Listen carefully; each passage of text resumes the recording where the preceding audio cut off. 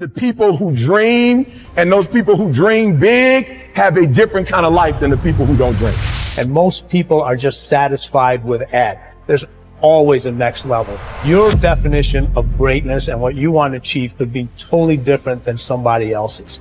You know, we always say, no one wants to be first, okay, because they're afraid of the consequences that come with doing something first. If you're not getting the results you want from your dream, then examine your motivation. Give yourself something to work towards constantly. Take charge of your emotions. Don't let someone else choose them for you. If you're not going to do everything that is necessary to get where you want to be in your life, why even bother? Sounds harsh, doesn't it? Makes you wonder, why am I saying exactly what I just said about your discussions and what it is that you have inside yourself. You have got to have a different type of conversation within yourself and stop doing the word can't and stop doing the word try. Dreams will remind you that even if the situation isn't temporary, dreams still give you a purpose to live a bigger life despite what you're dealing with, because they will help you move through the chapter of the life that you're in more powerfully, more grounded, and more fulfilled. Now, believing in yourself is simply an attitude. Believing in yourself is a choice, because in fact you can. Those who succeed don't believe in limits. They study until they understand. They don't give up when they experience doubt. They don't give up when it's hard. They do not give up, full stop. They keep working hard even if they've been rejected. They keep at it. They keep searching for new opportunities. That's exactly how you have to be. Life is hard, and you'll never get far if you limit yourself in anything you do. Stop wasting your time making excuses and blaming other people. You need to set goals and pursue them, but you got to set goals and create pressure and get some support until you get there. And the worst thing you can do is let yourself off the hook, and that's what excuses do. You let yourself off the hook when you set a goal, when you have a dream, when you have a vision. Don't you ever let yourself off the hook. And start now. Start believing, start dreaming, and create the life. Most people never develop their talents. They have skills and abilities, but if you don't nurture them, if you don't develop them, they will never serve you. Your gifts can take you many places if you develop your gifts. Most of us don't like to do those things that come easy to us. I've always loved to talk to people. I decided, taking this advice, to develop my skills as a speaker. And my gift has developed and it's taken me many places. You have something that you brought to the universe, and that if you decide that my life deserves my developing, this is what I do well. If you decide to drop your buckets where you are and develop your gifts, I grant you, you'll never ever be without. I grant you that your gifts will take you places that will literally amaze you. I grant you that if you begin to work to develop your gifts, you'll develop a strong sense of happiness. You'll get a larger vision of yourself, because part of beginning to get a larger vision of yourself, all of us need some area of our lives where we can have a feeling of competence. That people know when they think about this area, that's something you do. That you eat and sleep that. And that you do that. You do that. And people know it. And you know it. And you know that you know that you know this. If you don't know anything else, you know this. You know this. So you've got to work on it.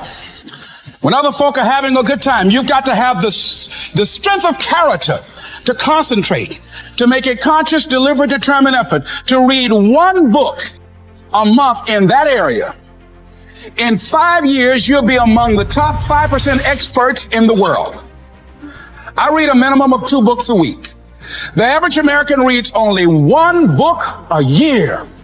If you decide that area that you love, that you are going to master that particular area, in this era of accelerated change, overwhelming complexity, and tremendous competition, As you begin to develop and expand your skills and your talents and your vision of yourself, you will always be in control of your destiny. Have better lives, enjoy greater fulfillment and satisfaction, have happier relationships, and contribute more to their communities. Others will not. The most important single quality that you can develop in a time of rapid change is the quality of flexibility. The opposite of flexible thinking is fixed or mechanical thinking. The opposite of approaching life with an open mind is to react automatically and predictably in every situation. The opposite of flexibility is an unwillingness to change in the face of new information or circumstances. The quality of flexibility is therefore essential if you want to do and have more than the average person. Today, perhaps the most important factor affecting your life is the speed of change. We are living in an age where change is taking place at a faster rate than ever before in human history. And if anything, the rate of change is increasing year by year. Change is coming at us from all sides and in so many different ways that it is often impossible to anticipate what might happen next. By its very nature, change is unpredictable, often forcing us to scrap our very best plans and ideas overnight as the result of a completely new and unexpected development coming from a new and unexpected direction. As a result, we have to remain flexible in our thinking and in our possible courses of action. You must learn to say to remain flexible is, I made a mistake. It is amazing how much time, energy, and money is wasted because someone's ego is so large that they will not admit they have made a mistake. From then on, everybody can get on with resolving the problem or achieving the goal. But as long as a key person is unwilling to admit that he or she has taken the wrong course, everything comes to a stop. We have seen this repeatedly in national politics, where the failure of a single person to admit a mistake or blunder has led to tremendous waste of time and energy for everyone involved, and often for the entire nation. Here is the most important rule of flexibility. Be clear about your goal, but be flexible about the process of achieving it. Always be open to the influence of your superconscious mind. Remain sensitive to the possibility of serendipitous and synchronous events. Be open to ideas, inspirations, and inputs from other people. In the New Testament, Jesus said, "You must become like a little child if you would enter into the kingdom of heaven." One interpretation of these words is that you must remain open-minded, flexible, calm, confident, and curious if you want to be able to recognize new opportunities and possibilities as they open up around you on your journey toward your goal. Resolve to remain flexible and open no matter what happens. Remember, there is almost always a better way to accomplish any task or to achieve any goal. Your aim should be to be alert and aware to what it might be, to find it and then to take action in that new direction as quickly as possible. This will ensure that you inevitably reach your goal, sometimes in the most unexpected and surprising ways. You see, you can have anything you want in life if you want it badly enough and are willing to pay the price. Now, the rules regarding the price of success are simple. There's just two of them. Number one is you always have to pay full price for success. And number two is you always have to pay in advance. Now, here's some key points on goals. And please remember these. The development of this skill requires continual practice and serious personal work, something that only the top 5% will discipline themselves to do. You see, setting goals is hard. Setting goals requires delaying gratification. Setting goals means taking some time aside and sitting down and really thinking through what it is you want in each area of your life. And because this is difficult, most people won't do it. Your goals must be congruent with your basic values. Your self-esteem comes from engaging in activities and working toward goals that are consistent with what you believe to be good and right and important. Take some time to think through what you believe in, and then structure your goals in harmony with your innermost convictions. What are your basic values in life? What would you live for? What would you fight for? What would you sacrifice for? What would you die for? What are the most important things to you in life? And are your goals, are your daily activities congruent with those values? And one of the things that we know about underachievers and failures is that they're very vague about what it is they believe in. Because when you know what your values are, then it's quite easy for you to make the critical decisions in your life.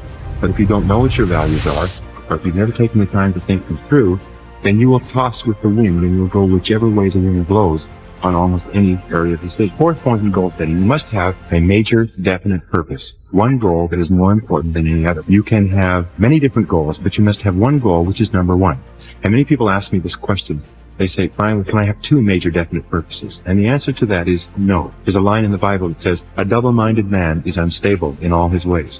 And what it means is if you try to do two things at once, the way you choose your major definite purpose is once you've listed all your goals, you ask yourself, which is the one goal, the accomplishment of which would move me more rapidly toward the accomplishment of all my other goals than anyone on this list?